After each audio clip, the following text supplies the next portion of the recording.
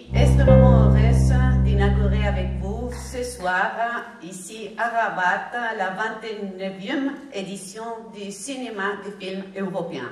Nous commençons la 29e séance des semaines des films européens. Donc, on reprend à la vitesse de croisière. Donc, nous sommes de retour et nous sommes de retour avec une programmation cette année 2022 qui est un grand cru. C'est une programmation très forte, très diversifiée. Nous avons 8 films et 8 longs métrages qui représentent 10 nationalités européennes différentes. Nous avons une programmation pour tous les publics que je vais inviter les gens qui nous suivent pour bien regarder parce que ça vous fera rire, ça vous fera pleurer, et ça vous fera voyager, mais ça vous fera aussi apprécier et connaître un petit peu mieux la diversité qui est l'Europe.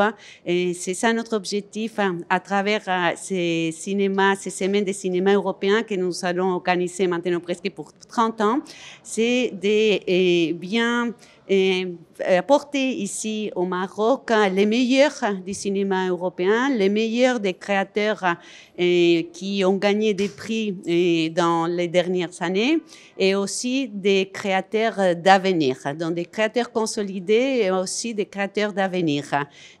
Surtout fondamentalement pour nous rapprocher et pour apporter cette culture européenne au Maroc, pour nous enrichir mutuellement et pour contribuer aussi à promouvoir ces valeurs qu'on partage l'Union européenne et le Maroc à travers la culture et dans ces cas à travers les cinémas. C'est un événement qui est très attendu par les cinéphiles marocains et qui propose chaque année de découvrir 8 grands films européens qui ont été sélectionnés ou primés dans les plus grandes manifestations cinématographiques internationales comme le Festival de Cannes, Venise, Toronto, Berlin, etc. Et cette année, on propose une sélection qui est complétée aussi par des courts-métrages. Il y a 3 courts-métrages du sud de la Méditerranée, avec un film marocain, un film libanais, un film palestinien. Et on retrouve un certain nombre d'auteurs dont on a montré les films précédemment dans le cadre des autres éditions des Semaines du film européen. Je pense notamment au Roumain Christian Mungiu qui revient avec RMN, une fable sur la xénophobie. Et l'Espagnol Rodrigo Sorogoyen, donc, qui revient avec un thriller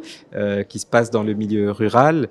Et aussi des réalisateurs dont on montre les films pour la première fois, comme le Belge Lucas Donde avec un très beau film sur l'enfance qui s'appelle Close, ou la Française Rebecca Zlotowski dont on montre un film voilà, sur les relations d'une belle-mère avec la fille de son compagnon. Donc c'est une programmation qui est très vaste en fait et qui traite de thématiques, de sujets très différents cette année.